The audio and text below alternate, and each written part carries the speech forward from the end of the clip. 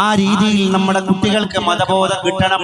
ആ രീതിയിൽ ധർമ്മ വിപ്ലവത്തിലേക്ക് നമ്മുടെ മക്കൾ കടന്നു പോകണം.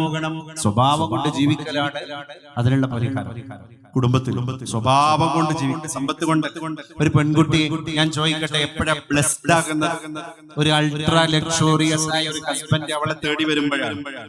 ഇന്നത്തെ റീൽസിന്റെ കാലത്ത്, ഇൻസ്റ്റയുടെ കാലത്ത് അങ്ങനെയൊക്കെ പെൺകുട്ടികള്, ചില പെൺകുട്ടികൾ, ഞാൻ കാണ്ടടക്കി വെടിവെക്കില്ല, അല്ലെങ്കിൽ എല്ലാവരെയും കുറ്റപ്പെടുത്തി സംസാരിക്കില്ല, ചില കുട്ടികളൊക്കെ അങ്ങനെ തെറ്റുദ്ധരിക്കുന്ന ഒരു കാലഘട്ടത്തിലാണ്. കാരണം ഇന്നത്തെ സോഷ്യൽ മീഡിയ മൂവ്മെന്റുകളൊക്കെ നമ്മൾ അങ്ങനെ ആക്കി മാറ്റി അല്ലേ?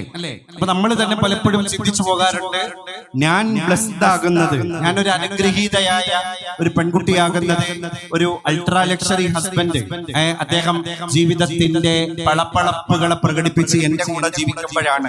എന്നിട്ട് അത് വേറുള്ളവരെ ബോധ്യപ്പെടുത്തുമ്പോ കൂടിയാണ്. ഇത് വലിയൊരു തെറ്റല്ലേ? എപ്പോഴാണ്? വർഷങ്ങൾ കഴിഞ്ഞാലും ദശാബ്ദങ്ങൾ കഴിഞ്ഞാലും അയാളെങ്ങനെ ചൂണ്ടിക്കാണിച്ചിട്ട് ലോകത്തോട് ഇവൾക്ക് വിളിച്ചു പറയാൻ കഴിഞ്ഞാൽ, എന്ത് ഈ മനുഷ്യൻ, എന്റെ പുരുഷൻ, എന്റെ ആണൊരുത്തൻ ഇത്ര കാലമായിട്ട് ഒരു വാക്ക് കൊണ്ട്, ഒരു പ്രവൃത്തി കൊണ്ട്, ഒരു ഭാവം കൊണ്ട് എന്നെ വിഷമിപ്പിച്ചിട്ടില്ല എന്ന് ഒരു പെൺകുട്ടിക്ക് വർഷങ്ങൾ കഴിഞ്ഞതിന്റെ ശേഷം തന്റെ പ്രിയതമനെ ചൂണ്ടിയിട്ട് പറയാൻ കഴിഞ്ഞാൽ, അവളാണ് ലോകത്തെ ഏറ്റവും ഭാഗ്യവതി.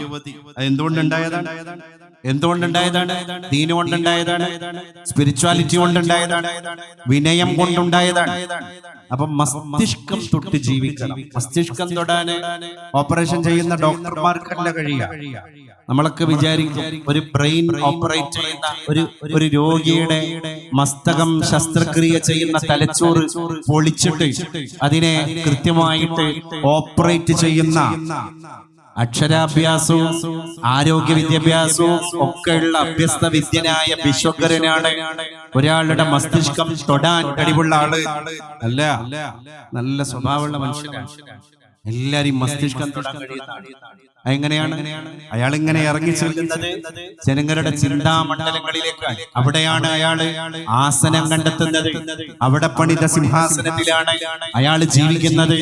അത് ഭാര്യ ഭർത്താവിനെ പറ്റിയും ഭർത്താവ് ഭാര്യയെ പറ്റിയും പരസ്പരം അവർക്ക് അങ്ങനെ പറയാൻ കഴിഞ്ഞാൽ അത് മസ്തിഷ്കം തൊട്ടിട്ടുള്ള ജീവിതമാണ്. അപ്പൊ തർക്കമുണ്ടാകൂല. നബിതങ്ങളെ ജാമ്യം നിന്നത് ആർക്ക് വേണ്ടിയാണ്?